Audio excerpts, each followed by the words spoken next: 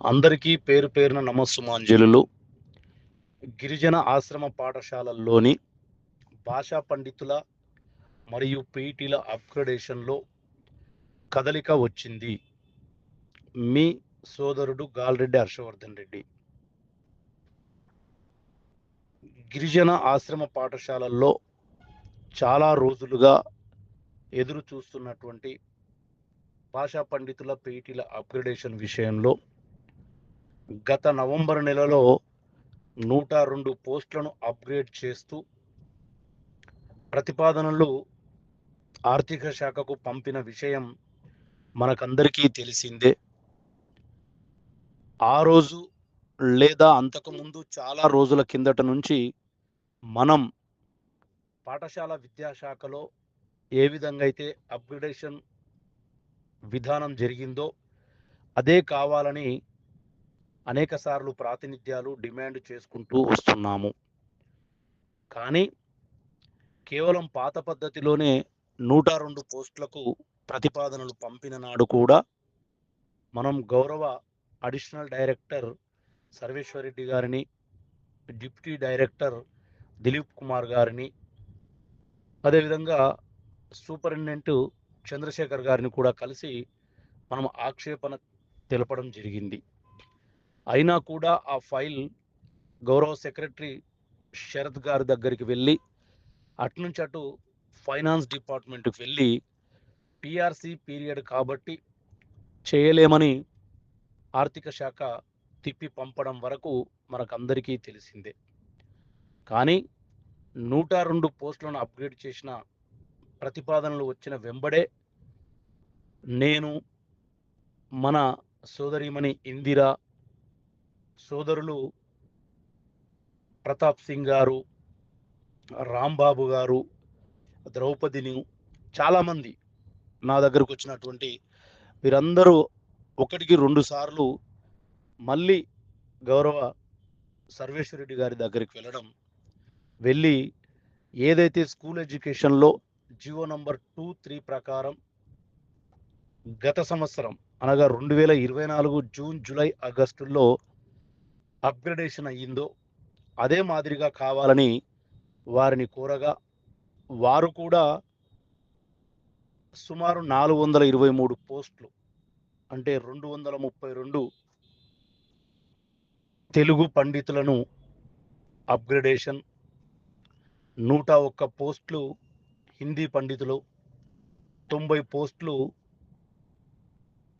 పీఈటీలకు సంబంధించి అప్గ్రేడేషన్కి సంబంధించి మరొక ఫైలు పెట్టడానికి స్కూల్ ఎడ్యుకేషన్ ఏ విధంగా చేసిందో మేము తెలుసుకుంటాము అని అనడం, వెంటనే నేను అక్కడే ఉన్నటువంటి దిలీప్ కుమార్ గారు, మోనాచారి గారు, బహుశా రిటైర్డ్ సీనియర్ అనుభవజ్ఞుడు అనుకుంటా, చంద్రశేఖర్ గారు ఉన్నారు. నేను సర్వేశ్వరరెడ్డి గారితో చెప్పాను, సార్ స్కూల్ ఎడ్యుకేషన్లో అక్కడ అడిషనల్ డైరెక్టర్ లింగయ్య గారు, అప్పుడున్న దేవసేన మేడం గారు ఈ ప్రక్రియనంతా కొనసాగించారు. అవసరమైతే నేను వారితో ఈ ముగ్గురిని తీసుకెళ్లి సమావేశపరుస్తానని చెప్తే పాపం సర్వేశ్వరరెడ్డి గారు వెంటనే అంగీకరించి ఒక లెటర్, అంటే మన ఐటీడీఏ నుంచి లింగయ్య గారికి అఫీషియల్గా ఎలా అమలు పరిచారో అనే దాని మీద చర్చిస్తామని పెట్టడం.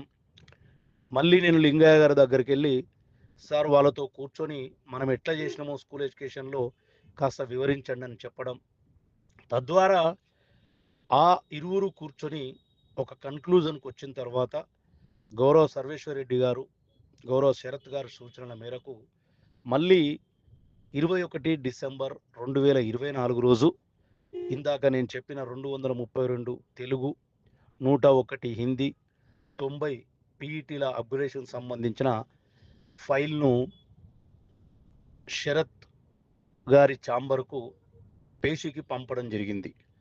పంపినటువంటి ఫైల్ను మళ్ళీ మనం ఫాలో అప్ చేసి మొన్న 30/12/2024 రోజు ఆ యొక్క ఫైల్ అనగా సోమవారం లాస్ట్ ఇయర్ ఫైల్ను విద్యాశాఖనే అంటే శరత్ గారి పేషీ నుంచి ఉన్నటువంటి విద్యాశాఖ సెక్రటరేట్లో అక్కడ ఉన్నటువంటి ఆ సెక్షన్ను చూస్తున్న శ్రీమతి కమల గారికి 4751 డేట్ 30/12/2024 అనే ఫైల్ను పంపించి కమల గారి నుంచి ఫైనాన్స్ ఆర్థిక శాఖకు పంపే విధంగా ఫైల్ తయారు చేయించడం జరిగింది.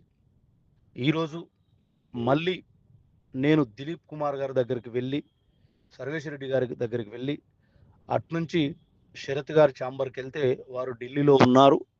వారి ఆఫీస్లో ఉన్నటువంటి మల్లేశం గారిని కలిసి, అట్నుంచి కమల గారిని మళ్ళీ కలిసి, కమల గారి దగ్గర నుంచి తొందరలో అంటే బహుశా రేపు లేదా ఎల్లుండి ఓ 2-3 రోజుల్లో ఫైల్ను ఆర్థిక శాఖకు పంపమని కోరగా వారు కూడా పంపుతామని చెప్పిండ్రు. అయితే ఇందులో విశేషం ఏంటంటే గతంలో ఇచ్చిన 102 పోస్టులకు సంబంధించిన అప్గ్రేడేషన్ ఫైల్ను ఆర్థిక శాఖ తిరస్కరించింది. కారణం ఆ రోజు మనం ఈ స్కూల్ ఎడ్యుకేషన్లో జరిగిన ప్రాసెస్ అనగా ప్రక్రియ పొందుపరచలేదు. కానీ ఈ లింగయ్య మరియు దిలీప్ కుమార్ గార్ల, చంద్రశేఖర్ మోహనాచారి గార్ల సమావేశంలో తీసుకున్న సమాచారం మేరకు ఇప్పుడు పంపించినటువంటి ప్రొసీడింగ్స్లో లేదా ప్రపోజల్స్లో 3వ ప్యారా, నేను అది కూడా పెడతా ఉన్నా మీ అందరికీ, 3వ ప్యారాలో క్లియర్గా స్కూల్ ఎడ్యుకేషన్లో అంటే 2024 జూన్, జూలై, ఆగస్టులో కూడా పిఆర్సి కాలం ఏదైతే గత ఫైల్ను పిఆర్సి కాలం అమల్లో ఉంది కాబట్టి పిఆర్సి ఫిక్సేషన్ అయ్యే వరకు చేయమని రిజెక్ట్ చేయడం జరిగింది. మరి స్కూల్ ఎడ్యుకేషన్లో కూడా జూన్, జూలై, ఆగస్ట్ అంటే పిఆర్సి కాలమే కాబట్టి అక్కడ జరిగింది ఇక్కడ కూడా జరగాలని మెన్షన్ చేయించి ప్రపోజల్ పంపించడం జరిగింది. కావున ఖచ్చితంగా ఫైనాన్స్ డిపార్ట్మెంట్లో ఈసారి ఎటువంటి కొర్రీ లేకుండా మనం ప్రతిపాదనలు పంపించడానికి అక్కడ మన సహాయ సహకారాలు అందించినాం. డెఫినెట్గా ఈసారి రిజెక్ట్ కాదని ఆశిద్దాం. రిజెక్ట్ కాకుండా చూసే బాధ్యతను కూడా నేను ప్రయత్నిస్తాను. అదేవిధంగా మొన్న మనలో ఒకరైన మన సోదరులు సోదరిమణులు సిఆర్టీలు చేసిన సమ్మెకు ప్రభుత్వం పిలిచి గౌరవ మంత్రివర్యులు సీతక్క గారు చర్చించి సఫలం కావడం జరిగింది. అందులోని ముఖ్యమైనటువంటి అంశం మినిమం టైం స్కేల్స్ ఏదైతే ఉందో దాని మీద మన అధికారులు అడిషనల్ డైరెక్టర్ కానివ్వండి, డీడీలు కానివ్వండి, సూపరింటెండెంట్ కానివ్వండి ఒక ఎక్సర్సైజ్ చేస్తూ ఉన్నారు. మినిమం టైం స్కేల్స్ విషయానికి వస్తే శాంక్షన్డ్ పోస్టులో ఉన్న వారికి ఎక్కడ ఇబ్బంది లేదు. కొంతమంది శాంక్షన్ పోస్టులు లేవట కాబట్టి మళ్ళీ గవర్నమెంట్తో పర్మిషన్ తీసుకోవాలనే ఆలోచన ఆ అధికారులు చేస్తున్నట్టు నాకు ఈరోజు వారితో మాట్లాడిన సందర్భంలో తెలియవచ్చింది.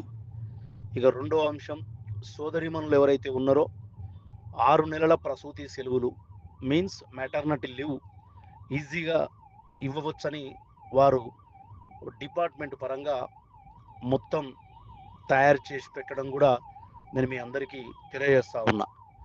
ఏది ఏమైనా ఐటీడీఏ అంటే గిరిజన ఆశ్రమ పాఠశాలల సిఆర్టీలు కానీ, ఉపాధ్యాయులు కానీ, ఉపాధ్యాయునిలు కానీ ఏ సమస్య ఉన్నా నేను దగ్గరుండి వాటిని ఫాలో అప్ చేసి మనకు అనుకూలంగా త్వరితంగా వచ్చే విధంగా కృషి చేస్తాను.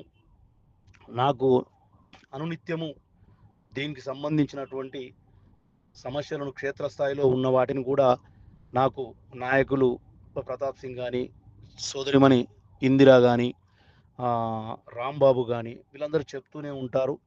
మీరందరూ కూడా చాలా దూరం హైదరాబాద్కు 200-300 కిలోమీటర్ల దూరంలో ఉంటున్నవారు.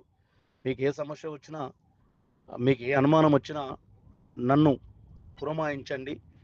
నేను వెళ్ళి ఆయా కార్యాలయాల్లో నేను క్లారిఫికేషన్ తీసుకొని మీకు తెలియపరుస్తాను.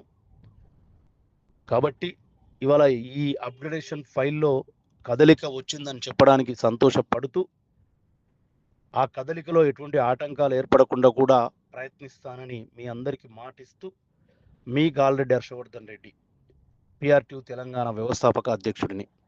Thank you one and all.